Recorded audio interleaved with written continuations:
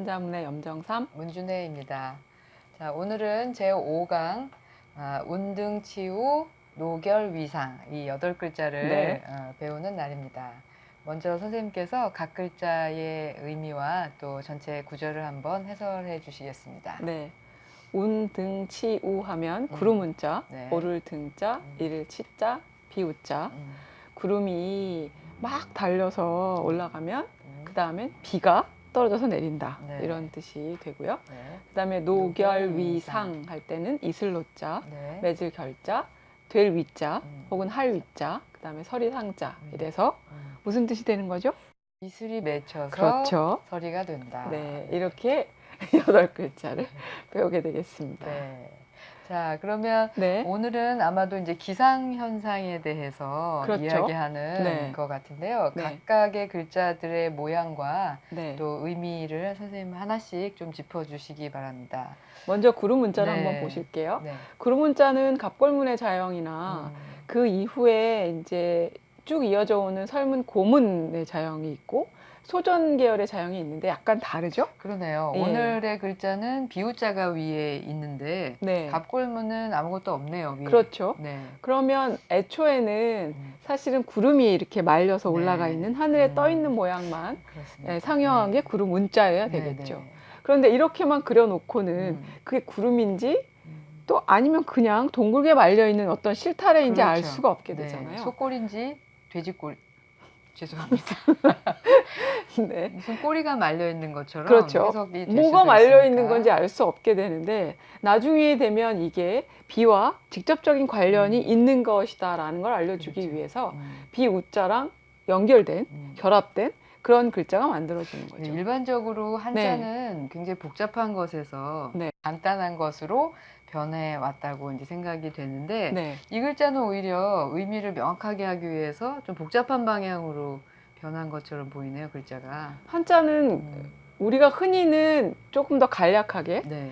혹은 생략되는 그런 방향으로 진행을 하지만 꼭 그 방향만 있다고 하시면 이건 오해입니다. 네, 어떤 것들은 더 의미를 명확하기 위해서 다른 편방을 가져다가 그렇죠. 더 복잡하고 그리고 분명한 의미를 나타내는 그런 글자가 되기도 해서 네. 그걸 주의해 주시면 좋겠고요. 네. 이렇게 본다면 구름 문자는 원래는 구름의 상형만 있는 거였다가 비우자를 가져다가 합해져 가지고 현재 운자를 만들었고요. 네. 그럼 구름 문자만 남아있는 글자도 있습니다. 네. 그죠? 그게 잘 아시겠지만 현재에는 어떤 글자로 밑에 있는 글자만 네. 가지고는 이를 운자 하죠. 그렇죠. 말하다. 예, 말하다는 네. 뜻의 운자로만 쓰이고 있죠.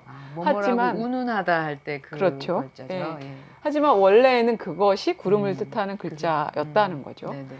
자, 그 다음에 등자를 한번 보실까요? 네. 등자는 올라가다는 뜻인데 예, 오를 등자. 예, 올라가다는 뜻인데 원래는 밑에 있는 말마가 말이 막 달리잖아요. 높은 곳도 올라가고 그리고 빠르게 달려가고 네. 이런 걸 뜻하는 말마가 의미부입니다. 네. 그리고 옆에 남아있는 부분들이 사실은 소리를 나타내는 성부로 쓰이는 건데 이게 그 부분만 보면 짐자예요. 짐자. 예, 나짐자. 예. 진시 이렇게 왕이 자기를 예, 자기를 얘기할 지칭할 때 짐을 짐자입니다. 이렇게 할 때. 예. 네. 근데 이게 이제 왜 성부 계열로 가게 됐는지는 이제 상고음 계열에서 네. 복잡한 연관성을 가지니까 저희가 여기서는 다 설명드리긴 어렵고요. 네.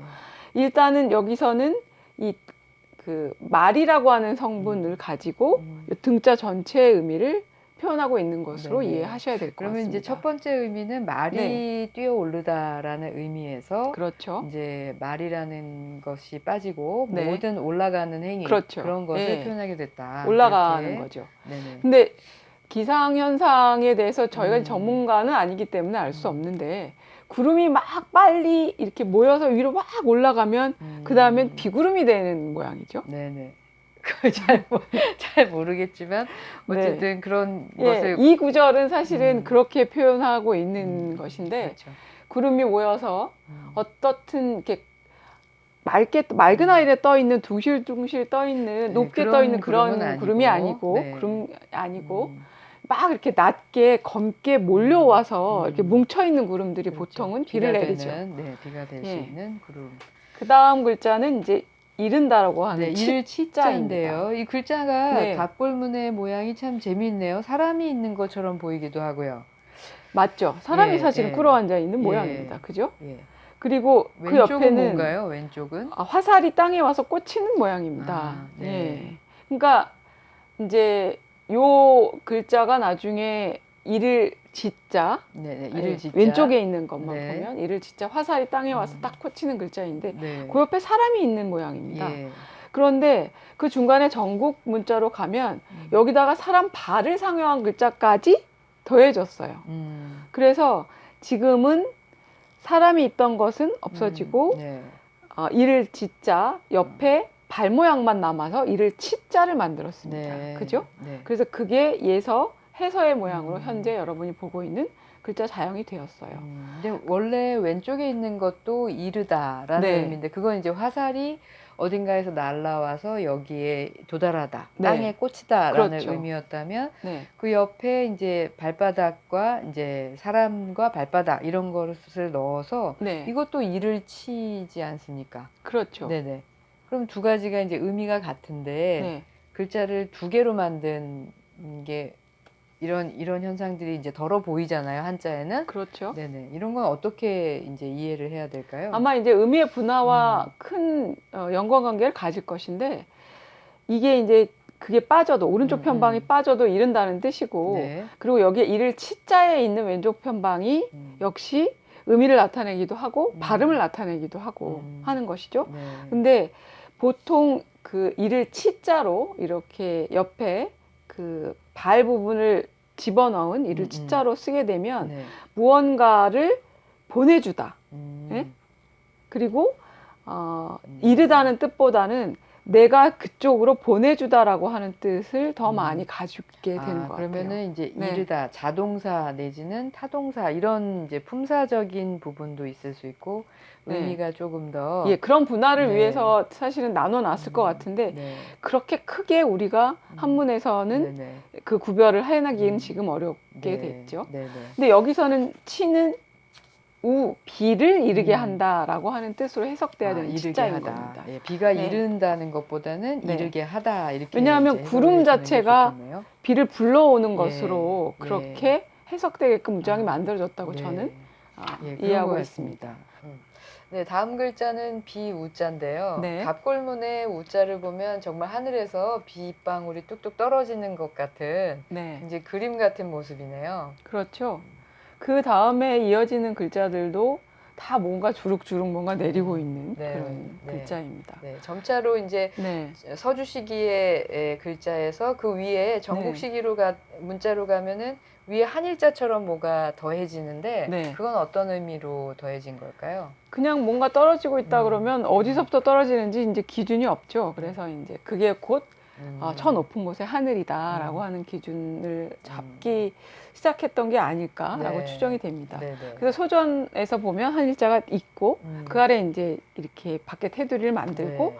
그 아래로 아래에서? 그러니까 예. 비가 떨어지는 것으로 예. 그렇게 그려지고 있죠. 네. 그게 예석, 해서로 해서로, 이어져서 네. 현재 자연까지 오게 되었습니다. 네. 자, 그 다음 글자는 이제 이슬 로자인데 네. 역시 이제 비우자가 위에 있고 네, 밑에 이제 길 로자가 있는 글자입니다. 그렇죠. 네. 지금 이제 딱 얘기해 주셨듯이 네. 비가 있고 음. 로자가 있는 로는 소리를 나타내는 부분이니까 형성자이네요. 형성자입니다. 네. 그렇다면은 이것은 비는 명확하게 물방울이 보이죠. 네. 근데 이슬은요? 이슬이요? 예, 이슬은 어떤가요? 이슬이 맺힌다고는 하지만은 그렇죠. 아주 미세한 물방울이죠. 그렇죠. 이슬은. 예. 네. 이슬은 사실은 밤 동안에 뭔가가 내리고 있었다가 아직 물방울 상태로는 있지 않았던 거죠. 그게 이렇게 풀잎 같은 데에 윤기로 맺혀있는. 맺혀가지고 윤기로 네. 반짝반짝 빛나는 그런 걸 뜻하는 글자입니다. 그 다음 그렇습니다. 글자인 결자는요. 네, 결자. 결자는 매질 이제 결자죠. 그렇죠. 네. 맺을 때는 실이 필요하죠. 네. 매듭을 묶어줘야 맺다 되니까. 이 네. 얘기죠. 네. 그러니까 실사변하고 네. 그 다음에 기랄 길이라고 길자. 하는 네. 그런 성부로 네. 만들어진 네. 그런 형성자입니다. 이것도 역시 형성자가 네, 되겠습니다. 그렇죠. 마찬가지로 이때는 묶어준다는 뜻이고 맺어준다는 뜻이죠. 근데 이슬이 맺힌다고 할 때 우리가 실로 맺히는 것처럼 맺히는 건 아니죠. 네, 그렇죠. 근데 이때 맺힘은 결국은 약간 단단해진다? 음. 더 견고해진다? 음. 그럴 때도 결자를 이제 쓰게 되는 거죠. 음. 자, 그것이 뒤에 노결 위 상과 어떤 관계가 있는지는 음. 상자를 할 때 한 번 더 네. 짚어보고요. 네네. 그 다음 글자 위자를 한번 그 보겠습니다. 위자가 오늘날의 위자는 이게 도대체 네. 무엇이 이 모양에서 할 위, 될 네. 위가 됐는지 참 알기 참 어렵죠. 알기 어려워요. 네. 그런데 거슬러 올라가서 상나라의 문자를 보면 이게 참 무슨 동물의 모습처럼 보이잖아요. 그렇죠. 갑골문에는 명확하게 이거는 예. 동물의 전체 상형입니다. 그렇죠. 그리고 그 위에 있는 건 사람의 손의 모습이죠. 예. 그럼 어떤 동물인가를 사람이 손으로 부리고 있다. 네. 네? 뭐 일을 시키기 위해서 조정할 수도 있고 그렇죠. 동물을 이용해서 일을 할 수 있으니까. 일을 할 수 있다. 이런 뜻으로 해석이 되는데 음. 많은 학자들이 중국의 예전에 중원 지방에는 지금보다도 훨씬 기온이 따뜻해서 분명히 코끼리 같은 거대한 동물들이 서식했을 것이다. 네. 그리고 코끼리야말로 말하자면 가장 크고 그리고 다루기 쉬운 순한 짐승이었을 테니 그들을 이용해서 무거운 짐을 나르거나 하는데 충분히 활용했을 것이고 그 증거가 이 글자에 남아 있을 것이다라고 해석을 하고 있습니다. 아, 네. 그리고 오늘날에 이제 네. 동남아시아나 이런 네. 데 가보면 이제 코끼리가 네. 사람을 운반하기도 하고 물건을 네. 운반하기도 하는데 그런 형태의 글자라고 보는 거죠. 그렇죠. 그게 네. 이제 남아 있는 거라고 보고 있는 거죠. 그게 이제 설문의 소전에 보면 손의 모양과 그 다음에 그 코끼리의 모양에서 왔었을 것 같은데 네. 무슨 동물인지 추정하기 어려운 동물의 네. 모양과가 합쳐져 있고 음. 그거를 점차 간략하게 만들다 보니까 현재 여러분이 보고 계시는 해서자형까지 왔습니다. 네. 근데 설문을 해석한 허신은 뭐라고 했냐면 이거는 어미원숭이다. 그 왜 동물이 어미원숭입니다. 어미원숭이라고 봤습니다. 모르죠. 허신의 한대에 오면 코끼리는 이미 사라졌을 것이고 그렇죠. 그렇다면 코끼리라고 해석할 만한 코끼리는 그 당시 사람에게는 여전히 상상의 동물이었지 실제 동물이 아니었기 때문에 그래서 그렇게는 해석할 수 없었으므로 허신은 그냥 거대한 어미 원숭이를 상용한 것이 아니었을까 정도로만 네. 풀이해놓고 있습니다. 예, 허신의 설문해자에 코끼리 상자를 본 기억이 나는데요. 네, 나멀의 큰 동물이다 이렇게 해석이 돼 있었어요. 그렇죠. 나멀이라는 건 이제 베트남이니까 네, 한나라 때만 해도 이미 코끼리는 네. 이제 중국 본토에서는 볼 보기 수 어렵고 없는, 남쪽으로만 내려가야만 볼 수 네. 있는 동물이었죠. 그런데 갑골문을 보면 확실히 코끼리를 목격한 사람들이 그린 글자로 볼 수밖에 없잖아요. 코끼리의 네. 모습이니까.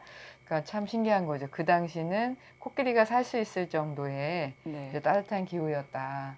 그러던 것이 이제 기후가 변화되면서 전혀 그것을 상상할 수 없는 상태가 되어버린. 그래서 기후의 변화가 참 신기합니다. 근데 이 위자에서 우리가 또 특별히 주의해야 될 것은 원래는 이렇게 어떤 것을 상영하고 손이 더해진 그런 글자에서 출발했는데 한문에서 가장 이해하기 어렵고 용법상 새기기 굉장히 어려운 글자가 바로 이 할위자입니다.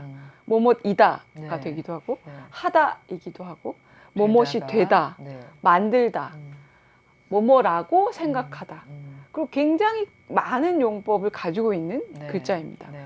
노결 위 상할 때 바로 이 위자 여기에 구절의 위자도 코끼리를 잡고 뭘 하다는 안 되고 그것보다는 무엇이 되다. 네. 무엇을 만들다는 뜻으로 새겨야 되는 글자가 그렇죠. 되었죠. 네. 그래서 한문을 할 때 주의하셔야 하는 글자입니다. 네. 그다음에 그다음 글자가 마지막으로 서리상자. 네, 봐야 되는 글자가 서리상자인데요. 네. 설이 역시 마찬가지 수중에 있는 수분으로 만들어지는 것입니다. 그죠? 근데 이 글자도 비우로 구성이 돼 있고 그 다음에 네. 소리를 이렇게 나타내는 서로상자. 상자로 해서 대표적인 형성자로 보이죠. 네. 그렇다면 이슬의 상태는 그냥 물기가 머금어져 있는 것인데 이번에는 대기 중에 온도가 영하로 내려가면 네. 머금었던 물기가 어떻게 되죠? 굳죠. 얼음처럼. 예. 네. 굳어서 사물 표면에 하얗게 맺힌 게 설이죠. 그러니까 저는 아까 말씀드렸듯이 노결, 이슬이 맺혀서 설이가 되다 할 때의 이 맺힘이라고 하는 건 이슬 상태의 액체에서 점차 딱딱해지는 고체 상태가 되는 그런 것들을 뜻하는 그런 이제 글자로도 얼마든지 네네. 쓰일 수 있다는 네. 거죠. 근데 결자가 주는 네. 이미지는 저는 이제 매듭을 짓는다고 하면 이렇게 매듭을 지면 이렇게 덩어리가 생기는 네. 그런 게 연상이 되거든요. 네. 그래서 노결 위상하면은 이슬이 이런 형태의 네. 매듭 형태의 그런 모양이 되면 네. 서리가 된다. 이런 형태로도 또 이미지가 떠오르는데 그것도 좋은 네. 어, 네네. 연관성을 조금 다르긴 해석하는 하지만 것입니다. 네. 근데 결자에 우리가 이렇게 맺히고 단단해지고 함께하다 이런 뜻을 가지고 있으니까 결합 이럴 네. 때도 쓰고요. 네네. 그 다음에 단결 이럴 때도 그렇죠. 쓰게 되는 글자죠. 네, 그래서 네. 이제 그렇게 주의를 하시면 되겠습니다. 네. 이번 시간에 배운 글자들은 맨 처음에 문주현 선생님이 이제 설명하셨듯이 기상현상에 관한 것인데 네. 구름과 비가 대기 중에 그 기운의 변화, 그 다음에 기후의 변화에 굉장히 밀접한 관련을 가지고 있고 또한 왜 굉장히 중요해요? 농사철의 강수량의 변화는 굉장히 중요한 상황이죠. 그렇죠.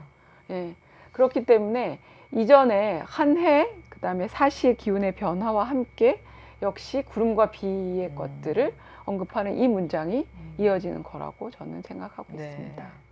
지난 시간에 네. 이제 마지막 구절이 율려조양이었는데 네. 예, 그것이 이제 어떤 기운의 네. 조화 예. 이런 것이라면 그것이 이제 이 다음 에 이제 기상현상 그렇죠. 하늘에 있는 하늘에서 이루어지는 그런 기운의 변화들이 기운의 변화. 어떻게 우리한테 구체적으로 느껴지는가 바로 구름과 비의 모양 네. 그리고 그게 이슬과 서리로 우리한테 구체적으로 딱 다가오는 네. 거죠. 네. 이거 전체적인 내용들을 그렇게 연관지어서 또 풀이해 주시니까 여기 굉장히 짜임새가 있는 것 같은 생각이 듭니다. 네.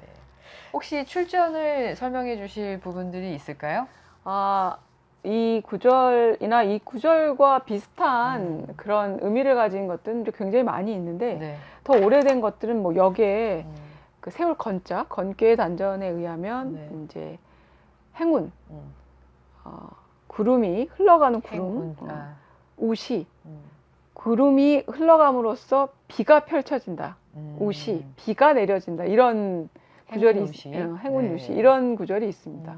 그러니까 구름과 비의 관계에 대해서는 꼭 이것뿐만이 아니라 굉장히 깊게 아주 우리가 상식적으로도 생각할 수 있기 때문에 네, 이 구절의 출전은 굉장히 많다고도 할 수 있겠죠. 네, 그렇습니다. 네. 네, 그러면 이제 오늘 강의할 내용은 이제 운등치우, 노결위상 이 8글자였고요.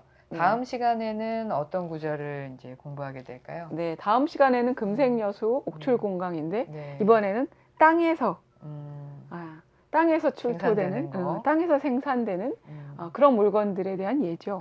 그러니까 이 천자문을 만들었던 배치의 그 구도가 굉장히 치밀했다는 것을 우리가 느낄 수 있습니다.